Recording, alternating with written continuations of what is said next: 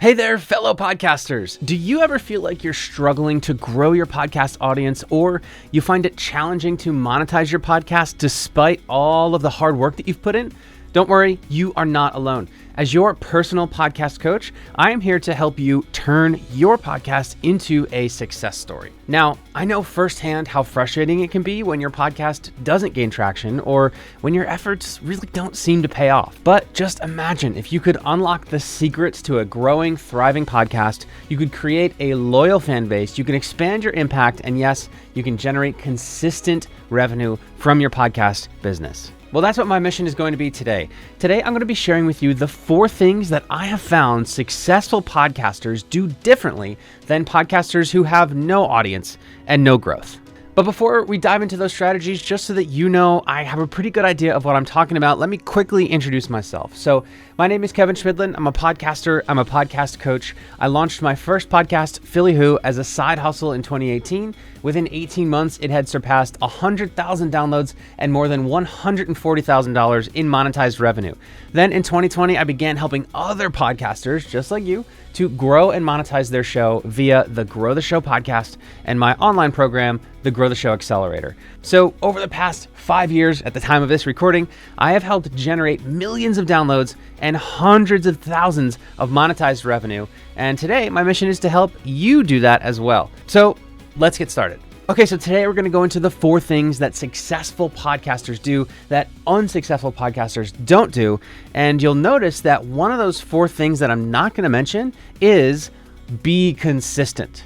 Now, I know that's probably a surprise. What I'm not saying is that successful podcasters are inconsistent. What I am saying is that in general, a lot of podcasters are consistent. And there are tons of unsuccessful podcasters who are consistent. It is well known, it is common knowledge, it is beat into our brains on a regular basis that in order to be successful as a podcaster, we need to be consistent, right? But if you're somebody who's watching this video and you are not yet a successful podcaster, I'm willing to bet there's a good chance that you have been consistent, right? So that means that consistency alone is not enough to be a successful podcaster. If we define success as growing your audience and generate revenue, if that's how you define success. If you're a podcaster who doesn't define success that way, that's awesome. Totally cool. Love that for you. I'm a little bit jealous, and hopefully you can get some value out of the rest of this. But anyway, before we get into the 4 things that successful podcasters do differently than unsuccessful podcasters, know that successful podcasters, yes, are consistent, but consistency in publishing is not one of the 4 things I'm about to mention. You must be consistent, yes, but consistency alone is not enough. Okay, so let's dive in. What is the first thing that successful podcasters do that unsuccessful podcasters don't? Well, the first thing that successful podcasters do differently is they create what I call a CAT1 premise. CAT1 premise. What that stands for is category of one. This means that their show stands out as unique. They focus on a specific target audience. They focus on what their show is going to do for that specific target audience. And they focus on how that show is going to do that thing for that target audience. Your show is in a category of one when you have a unique combination of those 3 things. So you can have the same audience that another podcaster has, but if you really want to stand out, then you should focus on having a unique conversation of what your show does for that audience and how it goes about doing it. So for example, when I launched my first podcast, Philly Who, I launched that to tell the stories of the successful folks in Philadelphia. I said the doers, thinkers, and performers of Philadelphia. That alone was not a CAT1 premise because my audience was people in Philadelphia who are interested in hearing successful Philadelphian stories. There were other podcasts that existed before I launched my show that had that audience. The next question is, what will your show do for those listeners? Philly Who was there to inspire Philadelphians, to get them to love the city, and to hopefully get to know the other movers and shakers in Philadelphia. That also was not unique to my show. There were other podcasts that were there to do that. But the third piece, the how, is where I really was able to differentiate my podcast from the very start. because Philly Who was a narrative podcast. So it wasn't just me having a conversation and then posting that conversation. I had the conversation, I did tons of editing, I recorded tons of voiceovers, and made it a really unique listening experience. So when people discovered that show, yes, it was another interview show, interviewing successful Philadelphians, but it was the first one that presented the final product in a really highly produced storytelling fashion. Now, what I'm not saying is that you need to do a narrative podcast. Those are expensive. Not everybody likes those. That's totally cool. But the message behind that is you can have the same audience as another podcast. You can even have the same purpose as another podcast. But if you go about delivering on that purpose a little bit differently than other shows, then you will have a Cat 1 premise. On the flip side, you can also have a podcast that is there to do something for an audience that other podcasts do, but it's the only podcast that does that thing for this specific audience. So as an example, there are tons of podcasts out there about motivation, but there might not be motivation podcasts for fish farmers. I don't know. This is the only podcast in the world that is here to motivate fish farmers. I don't know, that came out of nowhere, but you get it, right? So if you take those three things, who your show is for, what it will do for them, and how it will go about doing it for those listeners, you will have yourself a Cat 1 premise. And you'll be able to avoid being yet another cookie cutter interview show that interviews successful people and tells stories, all those things. Like, you don't want to do that because there's a billion of those. And in order for your podcast to be successful, it must stand out. It must be somebody's favorite show. And if it's like every other show on the planet, it's not going to be anybody's favorite show, and it's not going to resonate with anyone. Okay, so the second thing that successful podcasters do that every other podcaster really doesn't do is successful podcasters focus on keeping listeners. Everybody wants to grow their audience, right? Virtually every single podcaster I've ever spoken to, from those who haven't launched yet or just launched, all the way to those who already have multiple million downloads per month, and that's not hyperbole, they all say, how do I grow my audience? I really wish it would grow faster, right? But the difference between the ones who just launched and have no audience and the ones who are already at 1 million plus is that those folks, while they are looking to grow, they first focus on keeping listeners, retaining listeners. And after serving more than 350 podcasters through my programs and my consulting work, what I have found is that many podcasters have more of a retention problem than a growth problem. And what I mean by that is they actually are getting more new listeners into their podcast every single week than they realize. It just doesn't look like it because so many listeners that they had are leaving, are no longer listening to their podcast. And so every single week, they have to go out and drum up brand new people and convince them to listen to their podcast, where everybody that they convinced last week to listen to their podcast are nowhere to be found. Now, again, when you look at your downloads, it looks like your show is stagnant because you have the same amount of downloads every single week. But in reality, your show is leaking. If your show is a bucket, there's a hole in the bottom where your listeners are leaving. You're not keeping them around. They thought your show sounded cool, but you didn't really keep their attention. So they're leaving. Meanwhile, you're focusing on getting more listeners into the bucket. And while you're doing these things to get more people to discover your show, for some reason, the level isn't rising. Well, it's because you're not keeping listeners. And so there's 3 levels to focus on if you're a podcaster and you want to keep more of your listeners. Number 1, it's the episode's intro. You want to grab your listeners' attention right away with an interesting question or an emotional hook right away in the first 30 to 60 seconds. Ideally, also in that intro, you want to pose a specific question that this episode is here to answer. Even if your show is discussion-based, it still should have one purpose, one mission. If you pose that question to the listener in the first 30 to 60 seconds of your podcast and you say, hey, this is what we're going to explore today, it's going to be a lot more clear what the listener is going to get by sticking around and by giving you 20, 30, 60, even 120 minutes of their attention.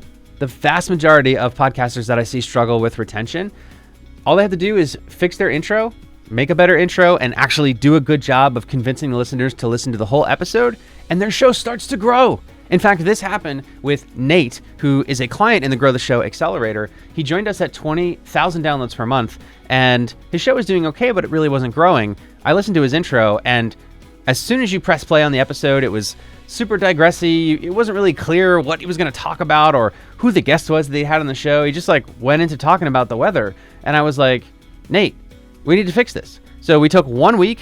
I taught him how to write a better intro to his podcast episodes, and within a month, he was up to 30,000 downloads an episode. Now, remember, this was not a new growth strategy. This was a retention strategy. So what that means is Nate had a massive hole in his podcast. His episode intros were losing people by literally the thousands. We plugged that hole, and within 1 month, his audience level rose by 50%, which is 10,000 people. That's what's at stake here. So number one, your episode's intro is probably the most important place to keep listeners. Number two, after you've successfully hooked your listener and they've decided that they're going to stick around and listen to your whole episode, then you need to keep your episode focused, right? So remember how I said before, you want to pose a specific question at the beginning of your podcast episodes? Well, as the episode goes on, you want to loosely stick to answering that question and stick to delivering on the promise that you made to the listener when they pressed play. It's okay to digress a little bit because a wonderful thing about podcasting is that we can, go deep and talk about different things, and we have some space to really digress. But some podcasters take that way too far. They talk about literally anything, a wide variety of topics, whatever the heck they want. And the problem with that is that when you talk about many different things in one single episode, there's a really high chance that the people who are listening to this episode are not going to be interested in all of those things. So the more wide variety of topics you talk about, the more listeners you're going to lose because they're not interested in that topic. So keep the content of each podcast episode tight and relevant. The third place that you can focus on keeping listeners is in your show's focus, the podcast feed's overall focus. So just like if you talk about too many different things in one episode of your podcast, if you have too many different episode themes on your overall podcast feed, you're going to lose listeners as well. If your podcast covers too many topics, you're probably going to lose listeners who can't find the content that they're interested in, or they just are tired of looking at your feed and being like, I'm not really interested in that. And so eventually they just quietly stop looking at your feed and you have lost them. So remember, it's critical if you want your podcast to grow and generate revenue to focus on keeping listeners before trying to focus on getting more listeners, because you can literally have the best audience growth strategy in the world, but if you can't keep any of the listeners that your incredible growth strategy brings you, then guess what? You're going to think that growth strategy doesn't work because your show isn't growing. When in reality, you have literally the best growth strategy ever created. It's just you're losing all the people that you get. Okay, so the third thing that successful podcasters focus on that unsuccessful podcasters do not, and this one might shock you, successful podcasters focus on getting more listeners where they already listen. What this means is all of the talk on how to get more podcast listeners on social media, which used to include me. I used to talk a ton about how to get podcast listeners on social media. In fact, for a time, it was the only thing that I talked about. But what I have learned is that while you can get some podcast listeners on social media, it is extremely ineffective and inefficient. What actually works, in my experience, is focusing on getting podcast listeners where they already listen. And so allow me to explain. When you focus on getting more listeners where they already listen, there are two things that are true that make your growth strategy super successful.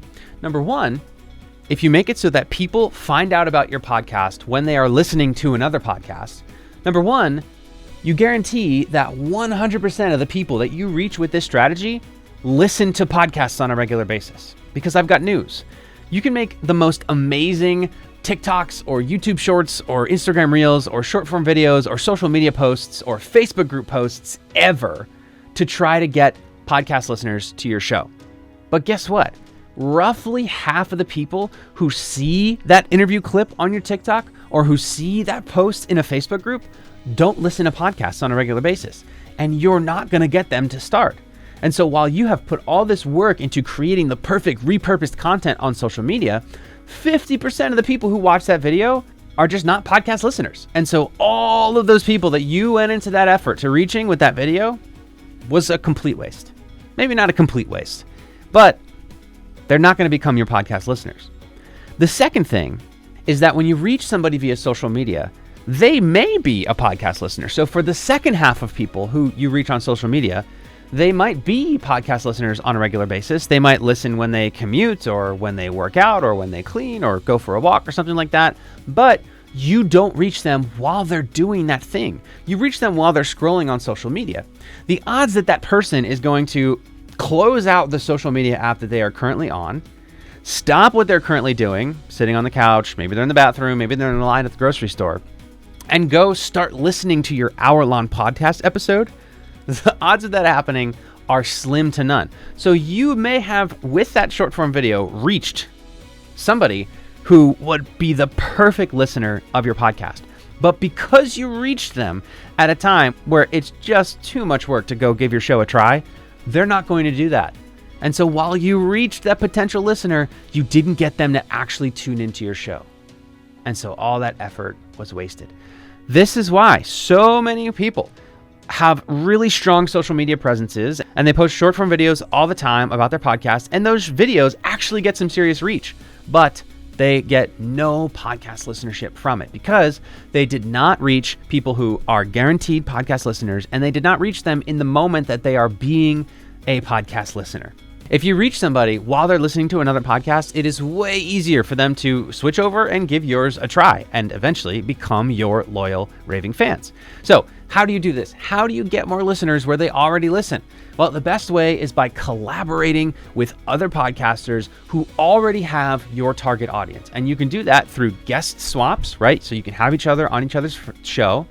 You can do it through promo swaps where you promote each other's podcasts. This is a little bit more quick and a little bit more efficient because instead of you having to book an interview, do the interview, edit the interview, publish the interview, and wait for the other podcaster to publish the interview, which sometimes takes months, you just simply talk about their show on yours, they talk about your show on theirs, and pow, you share your audience.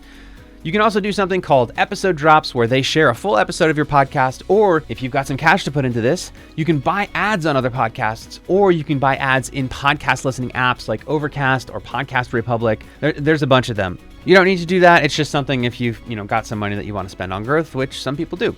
So overall, successful podcasters focus on reaching potential listeners while they are already engaged in the podcasting world. They focus on reaching listeners where they already listen. And because of that, their show grows way easier and way faster. All right, so the fourth thing that successful podcasters do that unsuccessful podcasters don't has to do with the M word, monetization. Successful podcasters get their listeners to buy stuff. In my opinion, that's literally all that podcast monetization is. So if somebody says, oh, there's a million ways to monetize your podcast, I assert that every single way to monetize your podcast boils up to one, which is getting your listeners to buy stuff. Now, they can either buy something that you create yourself or something that someone else makes. So if you're selling your own products or services, you're the classic creator entrepreneur. You're selling stuff that you make, like digital products, courses, merch, memberships, masterminds, events, or anything else that you can produce and sell to your audience. On the other hand, if you're selling something that somebody else makes, you're tapping into affiliate partnerships or classic podcast sponsorships, which everyone thinks of as like the main only way to monetize a podcast, but it's actually, in my opinion, one of the last ways to monetize. The key is to figure out what things your listeners want to buy and then either make it yourself and sell it to them, or find somebody who already makes it and sell it to them and you get paid a cut. That's literally it. Unsuccessful podcasters, unfortunately, tend to be the ones who think that selling is bad and that if you sell something to your audience, you are a sellout. That means you're not a creator, blah, blah, blah, blah, blah. The reality is that is not true. Literally every single podcast that has a listenership, it has to generate cash, right? Because a podcast is not free to make and produce. It is not. Eventually, especially as it grows, it's going to require money to keep it going. And as long as you're in a capitalistic system, which whatever you want to say about capitalism, we are in a capitalistic system. The only way to generate revenue is to sell something to somebody. And so the question for you is, if you want your podcast to generate revenue, what are you going to sell to who? That's it. So there you have it, my fellow podcasters. Those are the 4 things that successful podcasters do differently than unsuccessful podcasters. Number 1, successful podcasters have a Cat 1 premise, CAT1. Their show is in a category of 1. It is the only podcast on the planet that blank. Number 2, successful podcasters focus on retaining listeners, keeping the listeners that they already got by staying focused and making sure that they keep the show within their listeners' interests. Number 3, successful podcasters get more listeners where they already listen rather than trying to get listeners where they don't listen to podcasts, like on search engines or on social media or literally anywhere except other podcasts. And number 4, successful podcasters monetize by getting their listeners to buy something, either something that they make or something that somebody else makes that they can get a commission on. Now remember, I am here as your personal podcast coach to guide you through the journey. So if you follow these strategies in order, you'll be well on your way to transforming your podcast and boosting your online business. Now, if you found this video helpful, don't forget to like, subscribe, and share it with other podcasters who might benefit from these strategies. And if you've got any questions or need additional guidance, feel free to let me know in the comments, and I'd be happy to provide whatever I can. Also, be sure to check out other episodes of the Grow the Show podcast. Every single episode dives into a specific framework or strategy that you can use to grow and monetize your show. And if you'd like to work with me and my team directly, you can apply to the Grow the Show Accelerator or to my mastermind, Master the Show. I'd love to hear from you and see if it might be a fit. So that's it for this one. I'll see you in the next video, and here is to your podcasting success.